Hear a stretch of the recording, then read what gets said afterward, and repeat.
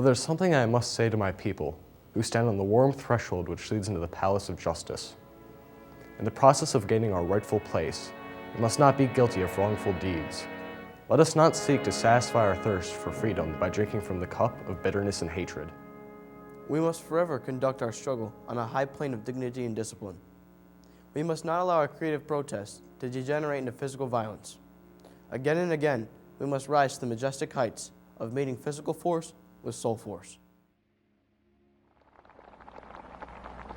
So even though we face the difficulties of today and tomorrow, I still have a dream.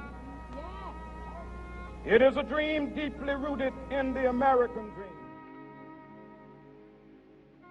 I have a dream that one day this nation will rise up and live out the true meaning of its creed.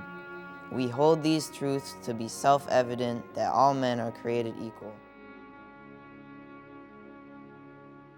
I have a dream that one day on the red hills of Georgia, the sons of former slaves and the sons of former slave owners will be able to sit down together at the table of brotherhood. I have a dream that one day, even the state of Mississippi, a state sweltering with the heat of injustice, sweltering with the heat of oppression, will be transformed into an oasis of freedom and justice. I have a dream that one day, down in Alabama, with its vicious racist, with its governor having his lips dripping with the words of interposition and nullification, one day, right there in Alabama, little black boys and black girls will be able to join hands with little white boys and white girls as sisters and brothers. I have a dream today.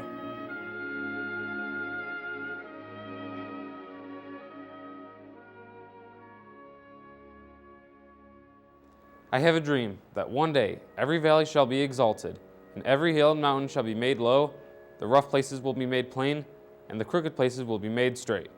And the glory of the Lord shall be revealed, and all flesh shall see it together. This is our hope, and this is the faith that I go back to the South with.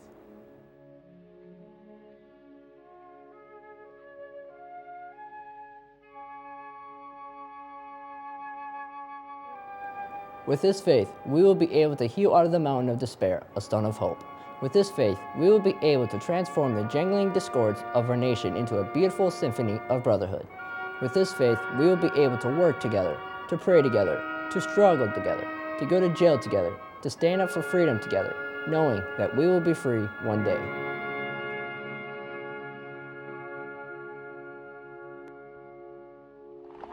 This will be the day. This will be the day when all of God's children will be able to sing with new meaning, my country, 'tis of thee. Sweet land of liberty, of thee I sing. Land where my fathers died, land of the pilgrim's pride. From every mountainside, let freedom ring. And if America is to be a great nation, this must become true. And so let freedom ring. From the prodigious hilltops of New Hampshire, let freedom ring. From the mighty mountains of New York, let freedom ring. From the heightening Alleghanies of Pennsylvania. Let freedom ring from the snow-capped Rockies of Colorado. Let freedom ring from the curvaceous slopes of California. But not only that, let freedom ring from the stone mountains of Georgia. Let freedom ring from Lookout Mountain of Tennessee. Let freedom ring from every hill and molehill of Mississippi, from every mountainside. Let freedom ring.